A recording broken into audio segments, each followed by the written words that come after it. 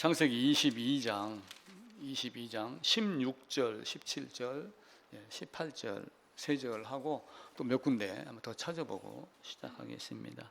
이르시되 여호와께서 이르시기를 내가 나를 가리켜 맹세하노니 내가 이같이 행하여 내 아들 독자도 아끼지 아니하였은즉 내가 네게 큰 복을 주고 내 씨가 크게 번성하여 하늘의 별과 같고 바닷가의 모래와 같게 하리니 내 씨가 그 대적의 성문을 차지하리라.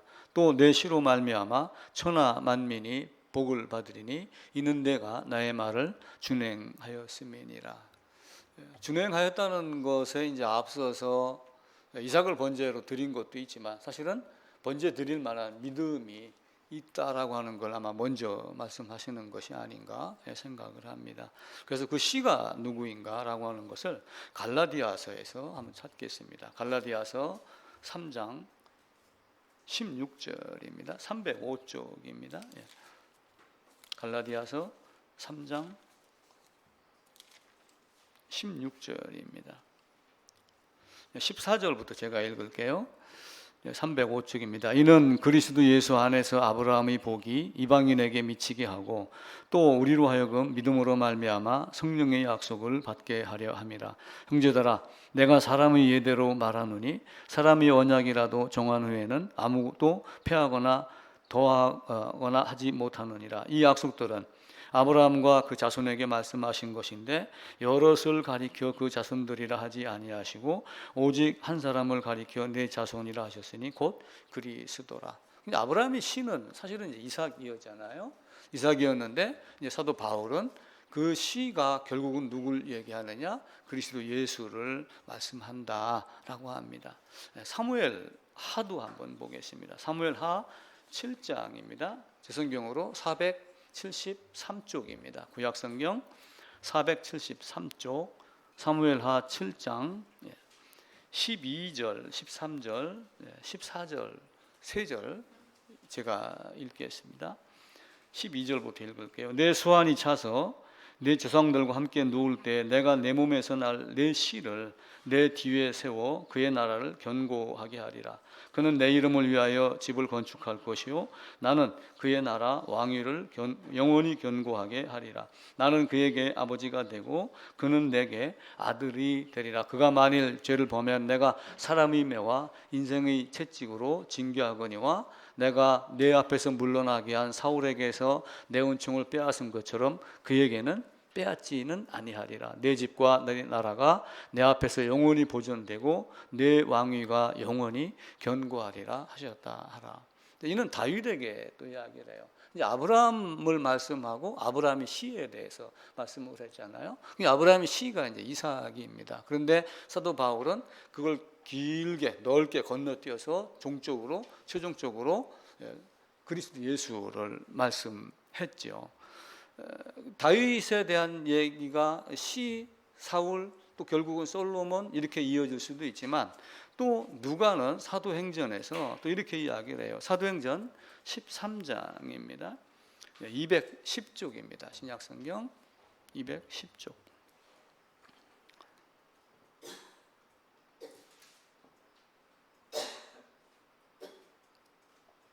21절부터 몇 절만 제가 읽을게요. 그 후에 그들이 왕을 구하거늘 하나님이 베냐민 지파 사람 기스의 아들 사울을 40년간 두셨다가 패하시고 다윗을 왕으로 세우시고 증언하여 이르시되 내가 이새의 아들 다윗을 만나니 내 마음에 맞는 사람이라 내 뜻을 다 이루리라 하시더니 하나님이 약속하신 대로 이 사람이 후손에서 이스라엘을 위하여 구주를 세우셨으니 곧 예수라. 그러니까 아브라함이 씨 이삭으로 말미암아 이삭이 후손으로 결국은 예수 그리스도, 또 다윗으로 말미암아 씨를 주고 솔로몬을 이야기를 하였지만은 솔로몬을 지나서 결국은 누구를 이야기해요? 그리스도 예수를 말씀을 합니다. 그렇게 해서 이제 마태복음 1장으로 가면은 마태복음 1장 1절입니다. 신약성경 1페이지입니다. 아브라함과 다윗의 자손 예수 그리스도의 계보라. 그래서 계보에 대한 이야기를 또 말씀을 드렸습니다. 그러니까 창세기 22장에서 12장에서 느헤미야 9장에서 아브라함을 불러내 가지고 결국 얘기를 해 가지고 아브라함 씨앗 이야기를 하지만 이삭 씨 이야기를 하지만 그 씨는 그리스도 예수. 그러니까 아브라함을 갈대아 우르에서 불러내 가지고 씨를 주고 사람을 통해서 계속 자식을 낳게 하고 다윗을 낳게 하고 솔로몬을 낳게 하면서 누구를 향해 가냐면은 그리스도 예수를 향해 갑니다. 그래서 마태복음 1장 2절에도 보면은 아브라함이 이삭을 낳고 이삭은 야곱을 낳고 야곱은 유다와 3절에 유다는 다말에게서 이렇게 해서 다윗 왕을 낳으니라 5절 6절 앞부분까지 이렇게 해서 이 부분이 룻기서 4장 끝부분에 연결이 되지요. 그래서 그 중간에 있는 과정은 사울이 왕이 되기 이전에 여호수아서 사사기 있지만 사무엘 들어가기 전에 룻기를 통하면서 실제의 여호수아나 이런 데서 이루지 못한 것, 백성들이 타락한 이런 모든 것들을 그리스도 예수가 완전하게 하려 합니다. 내가 온 것은 잃어버린 자를 찾아서 또 율법을 폐하려 하는 것이 아니라 율법을 완전하게 하려 합니다. 라고 하며 결국은 율법을 완전하게 한다는 얘기는 율법을 온전히 지키게 하겠다라고 하는 거예요. 그럼 율법이 우리에게 무엇을 가르쳤어요? 성경 시작하면서 율법은 죄인은 반드시 죽는다. 선악과를 먹으면 반드시 죽는다. 그리고 죽는 순간 나락으로 떨어지고 결국은 가죽옷을 입혀주셨지만 그의 삶은 에덴 밖의 삶이 되고 만약에 에덴 밖으로 나오지 않았다면 우리가 존재하지 않았겠죠. 어쨌든 하나님은 기묘하게 아담을 밖으로 내쫓으면서 범죄하게 하며 밖으로 나가게 하고 그리고 하나님을 찾는 자를 구원하기를 기뻐하신 하나님, 그 신비를 우리가 다 사실은 알지는 못합니다. 그런데 결국은 구약에 있는 전체의 내용이 마태복음 1장 1절에 있는 대로 아브라함과 다윗의 자손 예수 그리스도의 세계라. 그래서 창세기 11장 데라가 아브라함을 낳고 12장에서 가나안 들어가라 너로 말미암아 모든 족속이 복을 받을 것이라 이삭으로 말미암을 것이다 라고 하는 종착역은 예수 그리스도가 됩니다. 그래서 그 시작을 이야기하기 위해서 창세기에서는 계보를 중심으로 한 거예요. 근데 이제 계보를 할 때 출생한 계보를 이야기를 하지는 않았어요. 내가 누구를 낳고 하면서 시작을 한 거예요. 야곱의 족속 안에는 요셉이 들어가 있지만 그지 요셉에 대한 이삭 안에는 야곱이 출생했지만 야곱이 출생한 걸 이삭의 계보 안에서는 말하지 않았어요. 그 뒤에 이제 야곱으로 말미암아 일어난 것 이렇게 해서 누구의 계보 데라의 계보를 이야기를 했지만 아브라함의 계보는 이야기를 하지 않았잖아요. 이렇게 해서 창세기 1장 1절부터 2장 3절까지 서론 부분을 먼저 이야기를 하고 우주 전체에 대한 시작에 대한 부분을 얘기를 하면서 이때부터 또다시 10개의 시작, 계보, 우리가 톨레도트라고 하는 단어를 이제 히브리에서 사용을 했잖아요. 이렇게 해가지고 총 11문단으로 이렇게 나뉘었어요. 그러니까 사람들은 이렇게 나뉘는 것이 이해하기가 좋은 모양이죠. 원래 성경은 장절이 없어요. 장절이 없는데 독일 이제 인쇄업자가 이제 들어가면서 이거를 좀 장을 구분을 하고 절을 구분을 하고 읽기 편하고 단락으로 나누고 이렇게 한 거예요. 그러니까 우리는 그냥 쭉 읽으면 되는 거를 그럼 아브라함부터 하니까 아브라함 한 달락 나누자, 이삭 한 달락 나누자, 다윗 나누자, 마태 그럼 마태로 이렇게 이제 돼 있단 말이에요. 그래서 그 마차를 타고 가면서 인쇄업자가 장절을 구분을 했다 이런 이야기도 있고 그렇습니다. 그래서 그 창세기 구조가 총 11문단이다라고 하는 거 이제 말씀을 드렸고 우리가 보고 있는 개정 성경에는 이제 족보라고 되어 있는데 개역 성경을 제가 괄호 안에다가 적어놨어요. 그래서 창세기 1장 2장 3절에 내력이 이러하다라고 하는 것을 개역 성경에는 대략이 이러하다 이렇게 이제 말을 바꿔놨고 개역 성경에는 계보, 사적, 후예 이런 단어로 써 있었고 한문 성경은 국한문 성경에는 다 족보라는 말로 거의 다 이렇게 사용을 했습니다. 그래서 이제 마태복음 1장 1절을 이제 말씀을 드렸잖아요. 다윗의 자손 예수 그리스도의 계보라 하면서 2절부터 이제 아브라함이 이삭이 야곱 그리고 유다가 다말에게서 베레스 낳고 그렇게 하면서 오벳 2세 다윗 하면서 룻기에서 끝나는 겁니다. 그러면 이제 다윗 가지고는 뭐가 이어져요? 왕권이 이어지면서 다윗으로 말미암아 솔로몬 시를 얘기했지만 궁극적으로는 누구예요? 그리스도 예수를 향해서 가는 거예요. 근데 그리스도 예수를 향해서 가는 중간중간에 이들이 삶이 잘못됐기 때문에 매를 맞은 것, 이게 열왕기 상하의 기록이고 포로로 끌려간 기록이에요. 근데 포로로 끌려가고 나서 가만히 보니까 우리가 너무 잘못한 거예요. 다니엘서 9장인가에 보게 되면은 우리가 이렇게 잘못했습니다 라고 하니까 돌아가라 라고 하는 거예요. 근데 이제 그 이야기를 에레미야서에서 보면은 편지를 써갖고 보냅니다. 편지를 써서 보내는데 에레미야가 이제 그걸 보고 70년 만에 포로에서 돌아오겠다 이걸 또 알아요. 알아가지고 이들이 이제 해결을 하고 돌아왔는데 돌아와도 그게 쉽지 않잖아요, 그죠? 아마 탕자가 누가복음에 나오는 돌아온 탕자라고 하는 거지만 가고 나서는 못된 짓 하고 허랑방탕하고 재산 다 허비해서 집에 돌아왔는데 이 사람의 그 뒤 이야기가 없어요. 근데 아마 성경을 놓고 기준을 따진다면 가끔은 허랑방탕했던 시절을 그리워하기도 하고 아마 이렇게 했을 가능성도 있어요. 왜 그러냐면은 애굽에서 나온 사람들의 삶을 가만히 봐보세요. 출애굽해가지고 나오자마자 뭐 없다 배고프다 물 없다 민수기 봐보세요. 신명기 봐보세요. 40년 광야 끝나고 그리고 요단강 맞은편에서 여리고 가나안 땅 바라보면서도 음행하고 이게 인간의 모습이에요. 근데 이제 우리는 바울은 이야기를 하잖아요. 그게 거울이 되고 그게 교훈이 돼서 우리가 바른 길로 가야지 된다. 그래서 족보가 이제 2개로 나오잖아요. 다윗에게 자식이 4명 여럿이 있지만 다윗하고 밧세바하고의 자식 중에 여기 4명이 등장을 해요. 역대상에 보게 되면은. 그래서 솔로몬이 등장을 하고 또 하나는 나단이 등장을 해요. 나단 선지자 말고 아들 나단이 있어요. 요 계보로 누가 내려가냐면은 마리아가 내려와요. 이걸로 요셉이 내려와요. 그래갖고 둘이 어떻게 해요? 다윗, 솔로몬, 요셉. 그리고 다윗, 나단, 마리아. 근데 누가복음에 보면은 마리아라는 이름을 빼먹은 거예요. 왜냐하면 당시에 어떤 관습상 여성의 이름을 올리지 않았고 이렇게 했기 때문에 그 위는 요셉이요. 그래서 요셉의 이름을 여기다가 차용을 해요. 그리고 그 위는 헨리요. 마리아의 아버지가 헨리란 말이에요. 그래서 솔로몬과 나단, 그래서 결국은 어떻게 돼요?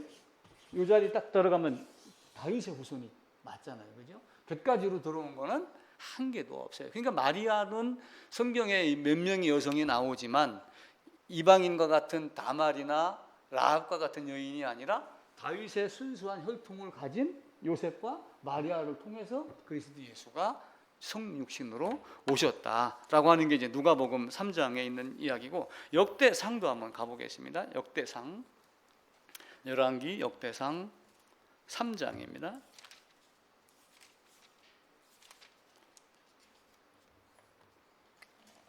1절부터 보면 다윗이 헤브론에서 낳은 아들들은 이러하니 맏아들은 암논이요 둘째는 누구요 하면서 여럿이 나와요. 근데 이제 그거 말고 우리가 찾는 부분은 5절입니다.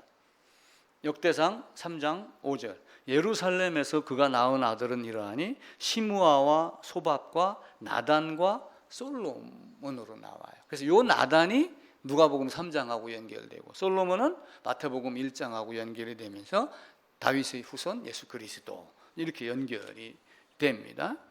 그리고 이제 로마서도 가게 되면은 결국은 다윗의 혈통에서 나셨고, 로마서 또 한번 보겠습니다.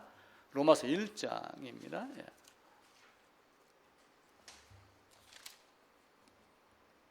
1장 1절부터 제가 읽을게요. 예수 그리스도의 종 바울은 사도로 부르심을 받아 하나님의 복음을 위하여 택정함을 입었으니 이 복음은 하나님이 선지자들을 통하여 그의 아들에 관하여 성경에 미리 약속하신 것이라.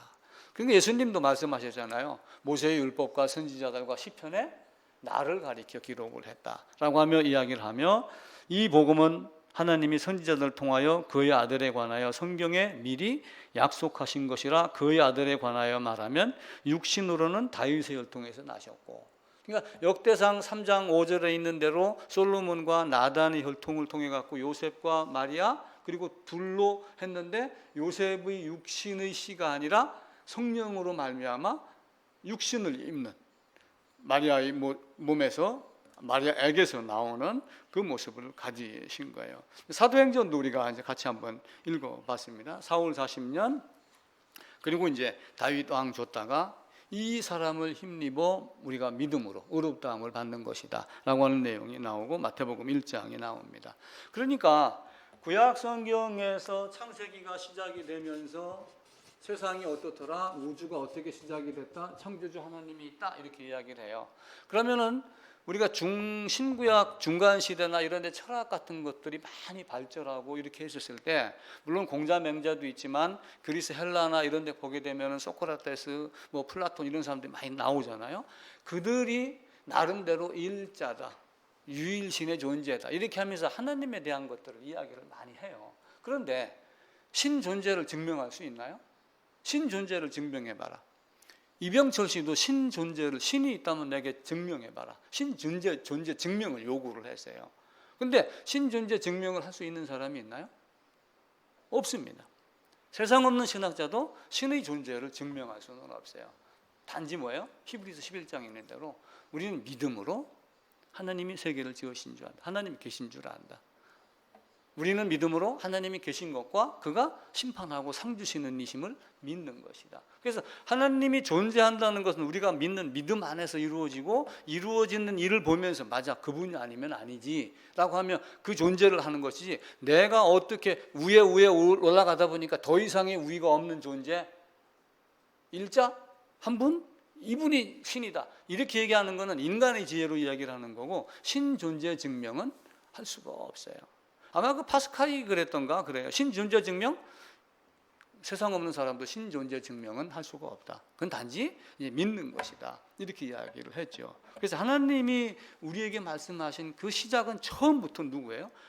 창세기 1장부터 얘기가 나가다가 11장에서 대충 모든 얘기가 다 끝납니다. 노아로 인해서 심판도 보여주고 다시 시작함도 보여주고 다시는 무지개가 아니라 물이 아니라 불로 심판하겠다를 베드로를 통해서 후서에서 미리 말씀을 하고 그러니까 이제 아브라함을 한 거는 결국은 어디를 이야기하길 원하신 거예요? 하나님은 아브라함을 통해 가지고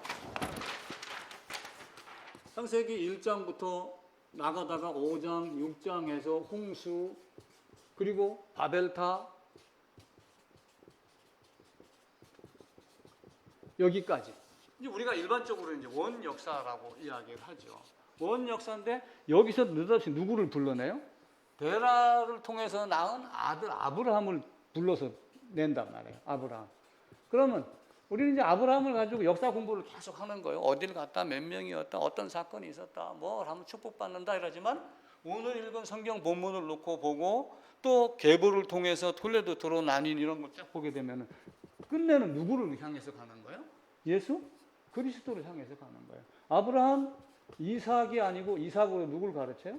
예수 그리스도. 쭉 내려가다가 다윗의 자손 솔로몬이 아니라 누구를 이야기를 하는 거예요? 그리스도 예수. 요 한 분을 가르치고 모든 선지자들을 통하여 나에 대해서 이야기했다. 모세의 율법과 선지자들과 시편에 나를 가리켜 기록을 했다라고 하며 선지자들을 이야기를 해요. 그럼 우리도 뭘 배워야지 돼요? 역사를 배우면서 중심 사상에는 뭐가 있어야 돼요? 그리스도 예수가 어떤 분인가? 왜 하나님이 성육신하여 오셨는가? 라고 하는 이유를 아는 거예요. 그럼 그 이유는 뭐예요? 단지 이 안에서 뭐가 있었어요? 범죄가 있었다는 거예요. 범죄. 죽음. 그 죽음에서 다시 살아나는 것을 가죽옷으로 입혀준 거예요. 가죽옷을 입혀줬지만 범죄한 것은 뭐예요? 치유될 수 없는 거예요. 그 치유는 믿음으로 된 의를 가진 얘기지 살아가는데 나는 낙인이 찍힌 것 자체는 육신을 입고 있는 것은 어쩔 수 없는 현상으로 계속 이어지는 거예요. 그리고 이 상태에서 가죽옷, 은혜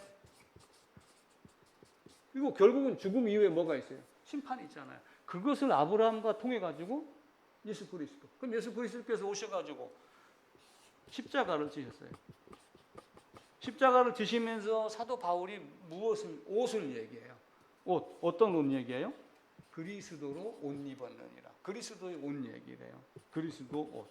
그러면 여기서 얘기하는 그리스도 옷과 여기서 얘기하는 가죽 옷과 뭐예요? 같은 얘기예요.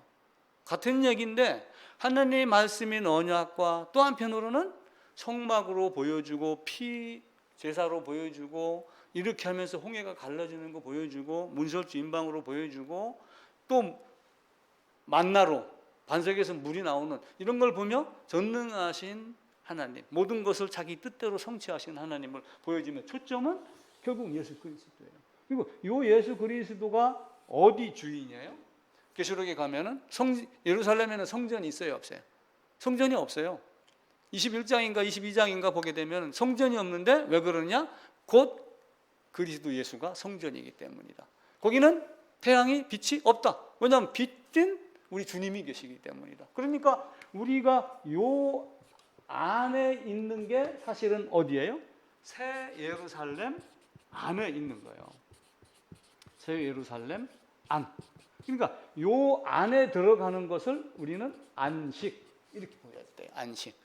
이 밖에서는 안식이 있을 수 있어요, 없어요?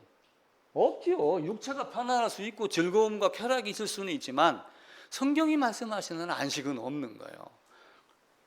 이스라엘 백성이 애굽에 있었습니다. 이렇게 있고 애굽에 큰 땅이 넓어요. 여기는 가뭄이 들어갔고 있었지만 여기는 풍년도 있었어요. 근데 이 애굽 땅에서 안식이 있어요, 없어요? 안식이 없어요. 아니 술 먹고 취하고 풍악을 울려라 이렇게 한다고 안식이 되나요? 왜 안식이 없어요 여기에는? 하나님이 없기 때문에 그래요. 그러니까 지옥을 쉽게 얘기하면은 지옥이 어디냐 설명해봐라. 그러면은 가장 간단한 건 뭐예요? 하나님이 없는 곳 지옥. 그렇게 해야 돼요. 물론 저 뒤에 가면 유황불로 꺼지지 않는 불로 소금이 뭐 불로 소금치듯 한다 이렇게 표현을 하지만 거기는 죽음도 없고 구더기도 뭐 이렇게 하는 게 있지만 결국은 하나님이 없는 곳이기 때문에 그러는 거예요. 그러니까 에덴에서 하나님이 권위를 줬는데 이 하나님이 권위는 이 동산에서 아담이 밖으로 나왔으니까 이 안에는 아담 주위에는 하나님이 있어요, 없어요? 없잖아요. 다시 돌아갈까 염려해갖고 여기다가 불칼로 지키게 한 거예요. 단지 돌아오는 조건은 뭐예요? 이거 문설주 인방에다 피발로. 그럼 여기 들어와야지 안식이 있는 거예요. 그러니까 이 안식을 이스라엘 백성들은 오해를 하는 거예요. 일주일에 6일이라고 7일째 쉬었다. 하나님이 여섯 동안 만들고 일곱째 날 쉬었으니까 우리도 쉰다. 이 개념을 이야기를 한 거예요. 자, 달력이 시작은 월화수목금토예요. 일월화수목금토예요. 일월화수목금토예요. 쉽게 얘기를 하면은 일월화수목금토. 토요일이 며칠째요? 7일째예요. 그럼 요 날은 사람의 숫자로 7일이라고 하면서 7일째 하나님이 쉬셨으니까 안식해서 안식교도 있잖아요. 있는데 결국은 뭐예요? 요새 동안 하나님이 계획하신 모든 것을 다 이룬 거예요. 하나님이 계획하여 모든 것 다 이룬 것 중에 하나는 뭐예요? 마지막 아담을 만들어서 아담이 통치자가 되게 한 것. 바꿔 얘기하면은 첫 아담이 아닌 둘째 아담이 통치자를 둔 거예요. 근데 그 아담이 어떻게 했어요? 범죄를 했잖아요. 그러니까 첫 아담이 아닌 둘째 아담으로 바뀌는 거예요. 그 안식이 있어요, 없어요? 안식이 없잖아요. 안식하는 방법을 가르쳐 주는 게 성경이란 말이에요. 그럼 하나님이 예정하고 하나님이 계획하고 하나님이 이렇게 작정한 모든 것에 완성이 됐기 때문에 쉬는 거지. 어떤 사람은 하나님이 여섯 동안 안 주무시고 일을 했기 때문에 피곤해서 쉰다. 이런 논리는 절대로 안 맞죠. 전능하신 분이 피곤해요? 황영조는 마라톤 풀코스를 뛰면은 힘들어갖고 젊어서 너무 고생을 해갖고 마라톤 뛰다 보면 30km, 40km 가거나 막 지나가는 차에 막 뛰어들고 싶을 정도로 그런 정도로 고통이 온다고. 실제 뛰어보니까 30km 넘으면 힘이 많이 들어요. 우리는 기록에 대한 욕심이 없으니까 천천히 뛰니까 그렇잖아요.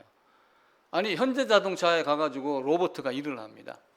그럼 로버트는 전기하고 오일 기름만 있으면 24시간 쉬지 않고 일하잖아요. 하나님은 그런 능력이 없을까요?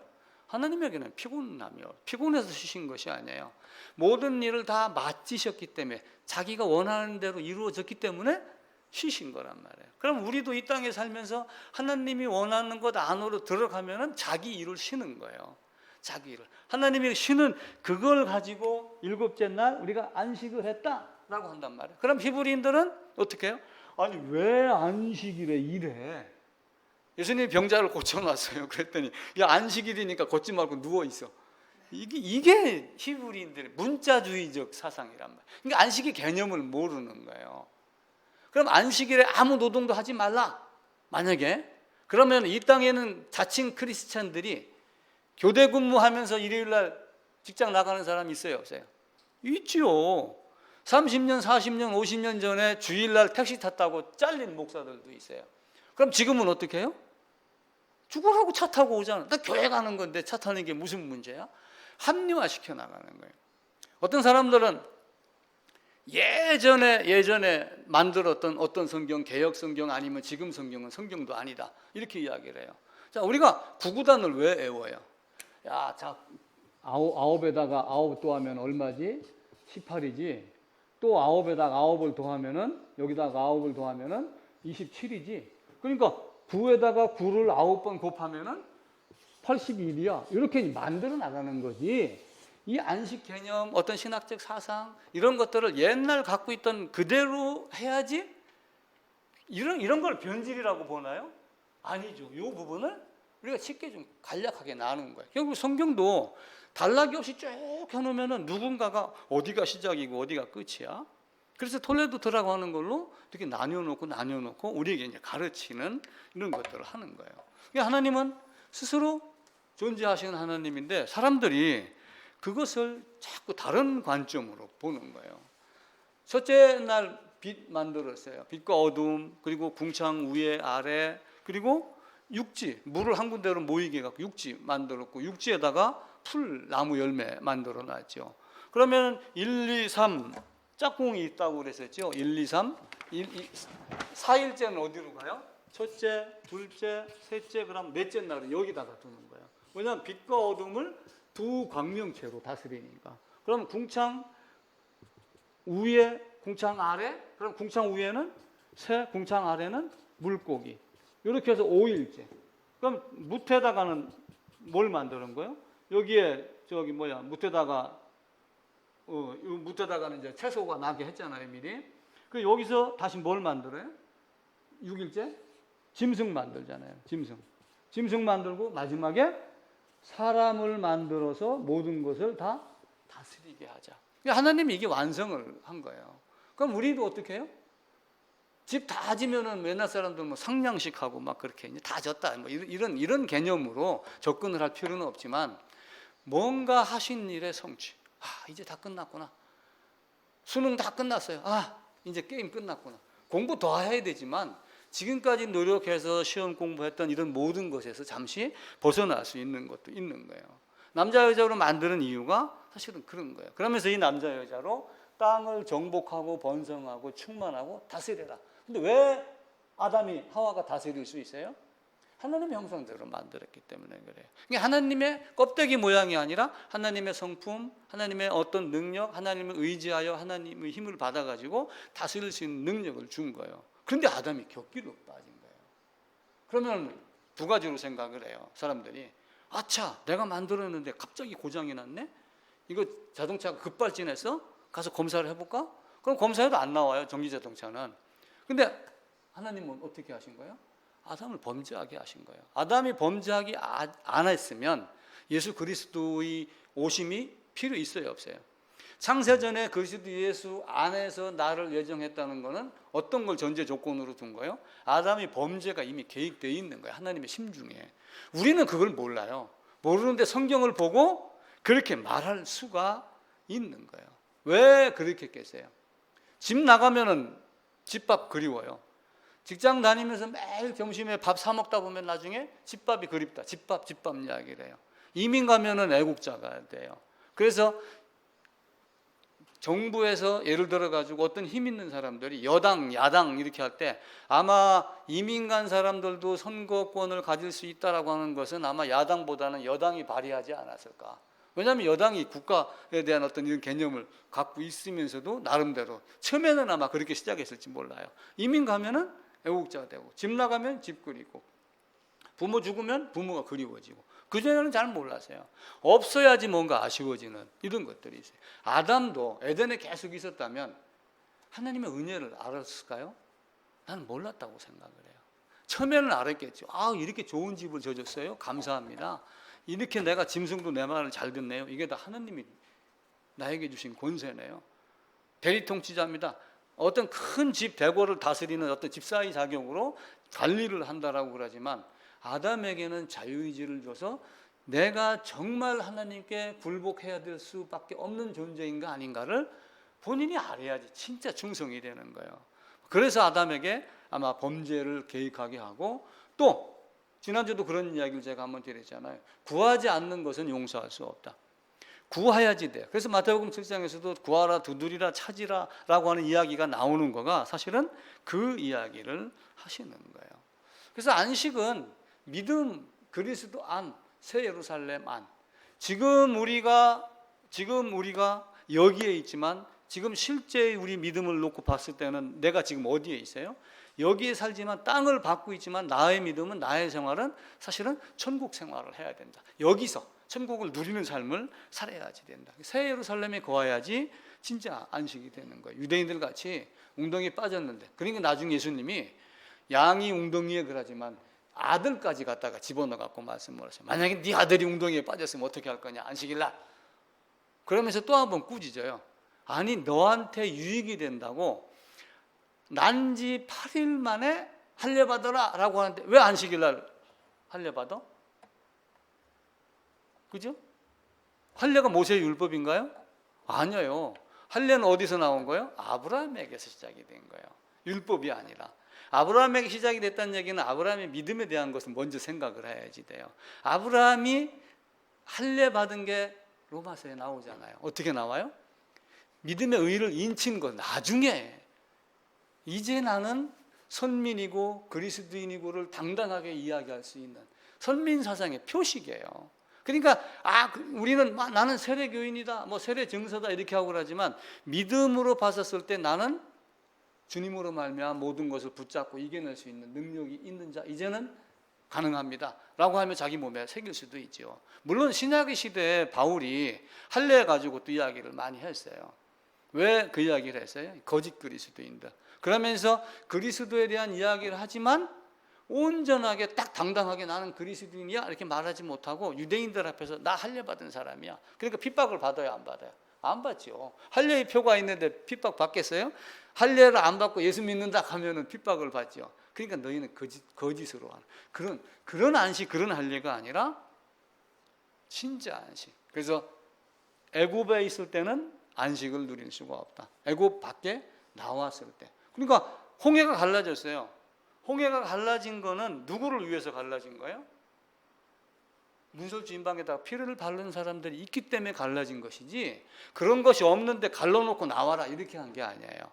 이미 자격이 있는 자가 나가도록 길을 열어준 것이지, 앰뷸런스가 왔을 때 차가 양쪽에 벌리면은 문제가 안 생기지만, 앰뷸런스가 뒤에서 급하게 사이렌 불지도 않는데 고속도로 가다가 차들이 이렇게 갈라지나요?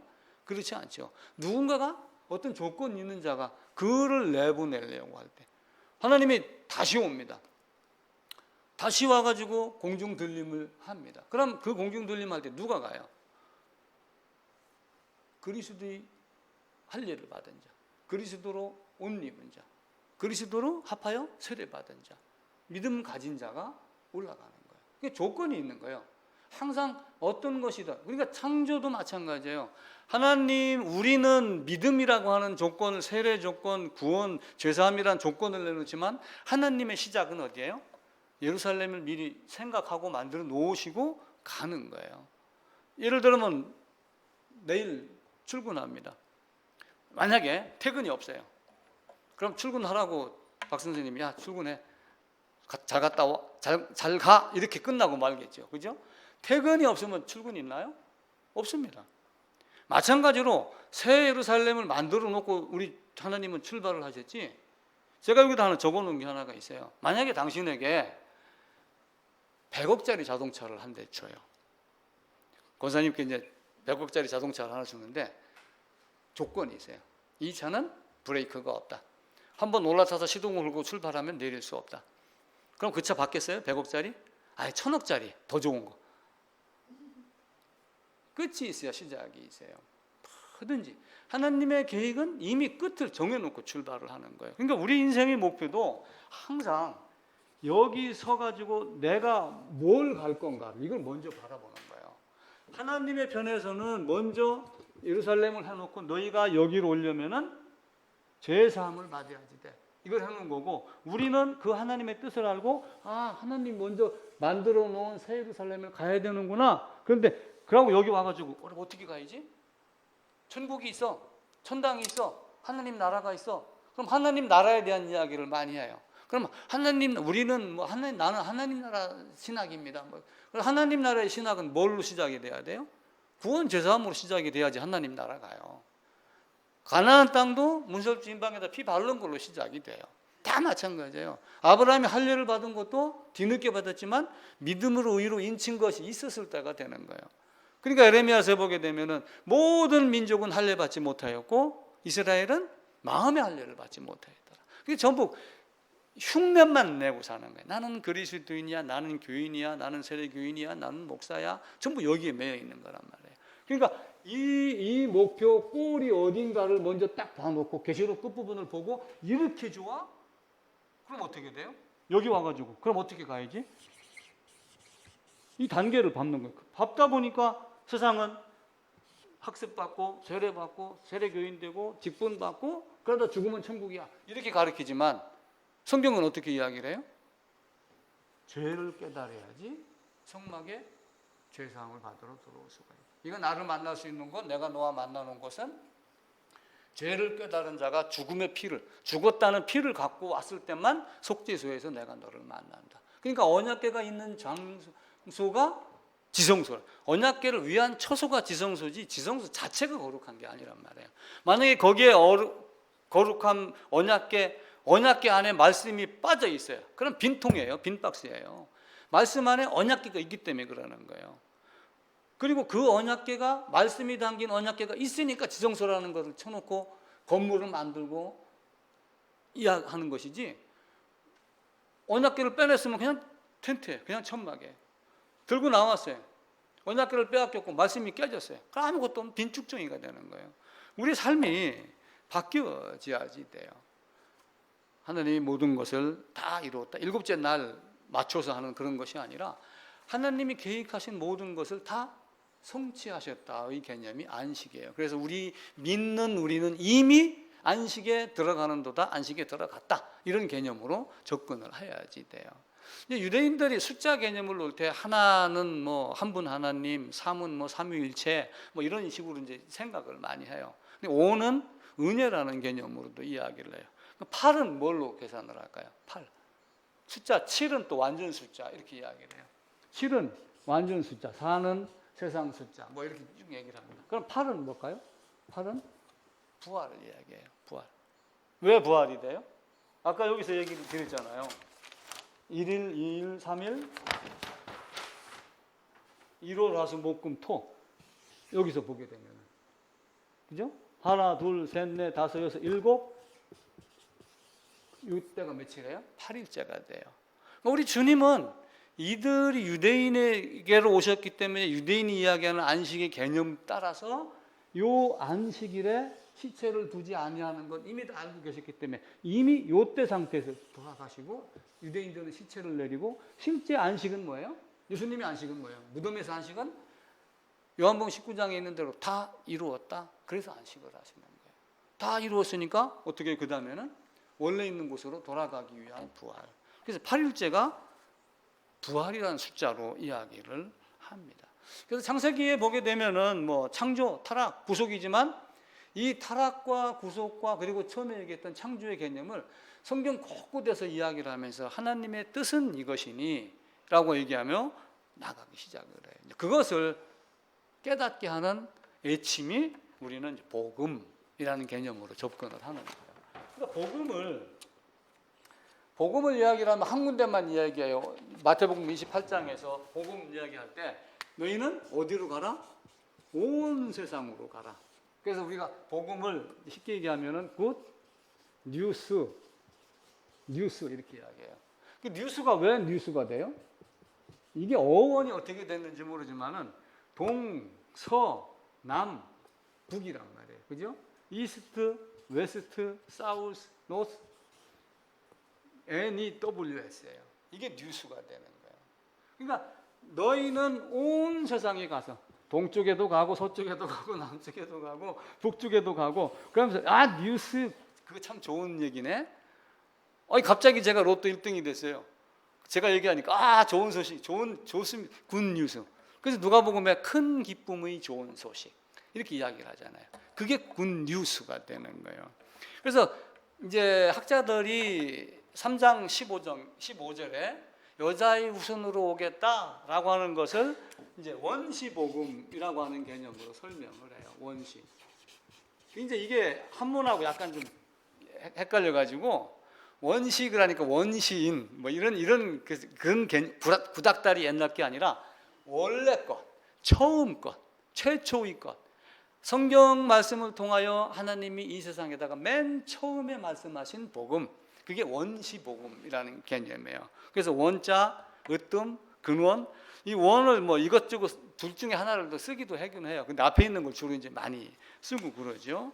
그다음에 이제 프로토라고 하는 이제 헬라어를 가지고 처음 이제 복음, 기쁜 소식, 뉴스 이걸 갖다가 에반겔리온이라고 이야기해요. 에반겔리온. 근데 이제 이게 유앙겔리온, 에반겔리온 이제 헬라어는 유앙겔리온 그러는데 이게 뭐냐면은 우리의 경우는 경복궁 위에 지붕에 올라가서 흰천을 이렇게 흔드는 거는 지금 왕이 승하하셨다 이런 개념인데 왕자가 태어났다라고 하는 거는 굉장히 기쁜 왕이 없는데 태어났으면 공주만 5을 낳았는데 왕자가 딱 태어났어요. 그러면은 기쁘겠어요, 안 기쁘겠어요? 야 왕자가 태어났대. 그 기쁜 소식을 전하는 사자 천사의 개념을 유앙겔리온이라고 하는 단어를 사용을 해요. 그러니까 마라톤 경기 가가지고 고대 그리스 헬라 로마 마라톤이라는 지역에서 싸움을 해요. 근데 로마가 이를 이겼어요. 그럼 로마가 이겼으면은 어떻게 했어요? 지금과 같이 전보를 쳐요. 전화로 해가지고 야 이겼어 이렇게 할 수 있어요? 못하니까 군사 한 명이 뛰어가지고 왕궁까지 가서 이겼습니다. 그러고 죽었다 이 얘기 있잖아요. 그래서 그게 마라톤 코스가 42.195가 그래서 생긴 거예요. 이게 마찬가지로 복된 소식, 굿뉴스, 우리가 이제 복음송 할 때 가스펠 하는 이런 단어를 사용을 하고 있습니다. 누가복음 2장도 한번 찾아보시면은 좋습니다. 그래서 아브라함으로 시작돼서 결국은 아브라함, 이삭 그리고 다윗, 솔로몬이 아니고 결국은 다윗, 예수 그래갖고 성경은 크게 뭐 미국의 그 샌프란시스코 가면 금문교인가 뭐 이렇게 있어갖고 강이 있으면 큰 기둥 이런 다리 있잖아요, 그죠? 여기 무슨 산 또 보면 출렁다리 또 보면 양쪽에다 기둥 크게 박아놓고 이렇게 해놓고 있잖아요. 그러니까 아담이 있고 여기에 아담이 있고 두 아담이 성경의 축이란 말이에요.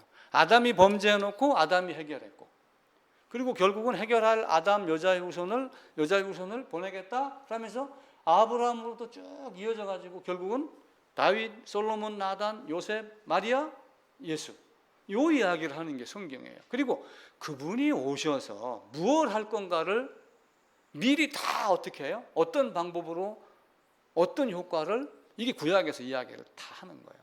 그리고 예수님은 내가 그런 능력을 가진 존재야. 내가 하나님이야. 아버지와 나는 하나야. 이렇게 얘기를 하는데 사람들이 믿지를 않는 거예요. 왜 그러냐면은 이들은 지팡이 한번 딱 휘두르면은 진이 마냥 바로 한 칼에 없애고 지금 우크라이나 전쟁 만약에 하나님 오시면 샥스리 한번 하고 이런 개념으로 생각을 한단 말이에요. 그런 개념이 아닌 십자가에 못 박혀 죽으니까 저런 무능력한 사람은 우리의 왕이 아니야. 이렇게 되기 시작을 했죠. 그러다가 성경이 복음이 퍼지기 시작을 하면서 그분이 하나님 백부장같이 이런 진실로 하나님의 아들이었다. 이걸 깨닫는 순간 바뀌기 시작을 하는 거예요. 그래서 우리가 이제 거저받았다 그러지만 사실은 거저는 아니에요. 거저가 아닌 건 뭐예요? 내가 아기를 놓고 백리길을 걸었어요. 내가 규현이를 얻고 걸었다고 가정을 해보세요. 꼬맹이니까 처음에는 간다고 그래요. 가다가 몇 발자국 가면 할아버지 힘들어. 그럼 내가 업어야 돼요. 누가 없든 간에 유모차를. 그럼 그 아이는 사실은 뭐예요? 내 등에 업혀서 거저 백리길을 걸은 거예요. 지금 한 발자국도 안 걷고. 그럼 예수님의 십자가를 우리는 믿음으로 하나가 되고 믿음으로 연합이 되고 죄를 깨달았으니까 안수를 하고 예수 안으로 들어가서 죽임당하고 하는 이 모든 것이 믿음으로 이루어졌고 실제로 내가 겪은 상황이 아니다라고 하는 것에 대해서 거저지, 그런 것 없이 가만히 앉아있는데 입에다 뭘 막 쑤셔 넣듯이 거저를 주는 것은 절대 아닙니다. 그래서 너희가 거저 받았으니 거저다라고 하는 개념을 믿기만 하면, 이런 단어하고 몇 개하고 엮어가지고 믿습니다라고 하는 말만 입에서 나오면은 너는 믿는 자야, 믿은 자야, 이렇게 바뀌어 나가는 것, 이런 것들은 우리가 빨리 없애야지 돼요. 그래서 예수님이 이 땅에 오셔서 찾으라, 두드리라. 두드리는 건 뭐예요? 살려달라, 그거예요. 살려달라.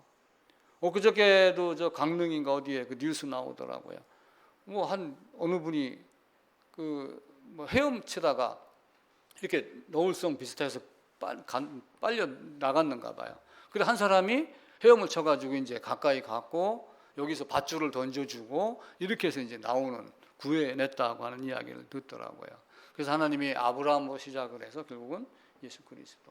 그래서 우리도 아브라함의 믿음으로 히브리서 11장을 제대로 읽는다면은 우리가 믿어야 될 것이 무엇인가 라고 하는 것을 생각을 하는 거예요. 그래서 누구하고 대화를 하든 간에 성경이 쉽게 접근을 하고, 물론 학문적 접근도 해서 배워야지 돼요, 많은 내용을. 그렇지만 성경이 요구하는 바가 무엇인가를 우리가 짧게 설명할 수 있어야지 돼요.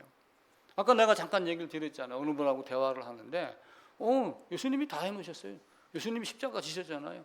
예수님이 다 은혜를 그거 이상을 말하지 못한다면은 그가 과연 복음 전도자로 사명을 받고 나온 사람인가?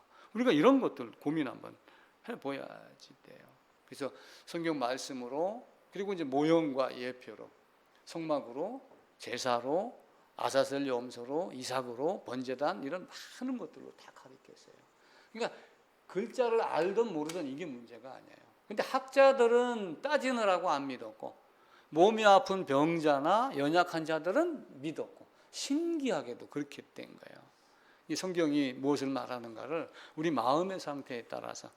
그래서 제가 세상이 요구하는, 세상 농부가 요구하는 땅, 옥토는 기름지고 물 많고 비료 많고 하는 곳이지만, 전도자가 복음 전하는 저와 여러분이 만나는 사람에게 원하는 것은 자갈밭, 이런 데다가 씨를 뿌려가지고 한 개 얻는 것, 그거만큼 값진 것이 없어요. 그래서 예수님이 말씀하시기를 극히 값진 진주 하나를 만나면은 자기의 모든 것을, 그런 마음 자세로 우리가 신앙이 됐었을 때는 칭의라는 개념이 이루어지면은 성화도 넉넉히 통과할 수 있다라고 하는 거예요. 아무도 내 손에서 빼앗을 자 없다. 다 이긴다. 피할 길을 주신다. 피할 길을 준다는 얘기는 도망가라는 얘기가 아니라 이길 마음, 견뎌낼 마음, 고난도 즐겁게 받을 수 있는 마음, 이런 걸 다 주신다라고 하는 거예요. 그 마지막 페이지 제일 밑에 제가 어제 집에 오니까 주민세 내라고 날로 왔더라고요. 그래서 주민세를 가만히 보다가 갑자기 성전세계를 지난주 얘기했던 게 생각이 나세요. 내가 주민세를 11,000원을 냅니다. 자, 이재용 회장은 얼마 냈을까요? 11,000원. 윤 대통령은 얼마요? 11,000원. 국회의장은 11,000원. 근데 저기 지금 사업이 잘 안 돼가지고 100만 원, 1000만 원 빚진 자가 있어요. 그 사람은 얼마 내요? 그 사람도 11,000원. 똑같이 11,000원이에요. 누가 내요? 세대주가 대표로 딱 내는 거예요. 장자의 죽음, 그죠? 장자 하나가 모든 걸 다 갖고 있는 거예요. 그리고 부자나 가난한 자나 다 필요 없이 딱 반세겔만 갖고 있으면은 성전세를 낼 수 있는 거예요. 그래서 유대인들은 안식에 대한 시비도 걸었지만은 너희 선생은 성전세 내냐? 이렇게 이제 베드로한테 물은 거예요. 그러니까 베드로가 가가지고 이야기를 하니까, 야, 걱정 마. 물고기 가서 잡아갖고 입 열면은 한 세겔이 있을 테니까 나하고 너를 위해서 반세겔씩 성전세를 내라. 그러니까 하나님 앞에서 이 조건은 딱 죄예요. 성전세를 동일하게 내듯이 아무리 고아원을 만들고 베이비박스를 만들고 아무리 많은 걸 다 했던 없던 하나님 앞에서는 죄가 있느냐 없느냐, 너는 성전 안에 지성소 안에 들어올 자격이 있느냐 없느냐. 이 성전 반세겔이 결국 뭐예요? 7월 10일 대속죄일에 성전에 나가는 것을 대신하여 제사장에게 성전세를 내고 그걸 가지고 성전 관리를 한 거예요. 그러니까 그 속죄의 제사의 개념과 같은 의미로 되는 거예요. 그래서 어제 이게 성전세를 제가 어제 저녁에 급히 내면서 감사합니다. 나 같은 사람이나 수만 명 목회하는 사람이나 똑같이 11,000원으로 똑같이 제사함 하나로 하나님이 나를 당신의 자녀로 받아주시고 믿음으로 인정해 주시니 감사합니다. 그래서 믿음은 오직 하나. 그래서 사도 바울이 나는 누구누구에게 세례 준 것을 자랑하지 않는다. 나는 누구누구에게 뭐 한 것? 나는 세례 주러 온 것이 아니라 성경을 가르쳐서 복음을 전하게 하려 합니다. 라고 하는 말을 꼭 기억하시어서, 그러면서 이제 역사가 있잖아요. 아담으로 시작해가지고 내려와갖고 노아도 있고, 그리고 바벨탑도 있고, 아브라함도 있고, 이삭, 다윗, 그리고 열왕기, 포로, 많은 걸 겪으면서 사실은 이것하고 이거 두 가지 축을 보는 거예요. 근데 이 안에서 여기 자기 땅만 바라보고 살면은 이게 보여야 안 보여요? 안 보이는 거예요. 근데 이게 보이면, 이게 제대로 보이면 이거 이겨낼 수 있어요, 없어요? 당연히 이겨내죠. 그래서 선후가 틀린 거예요.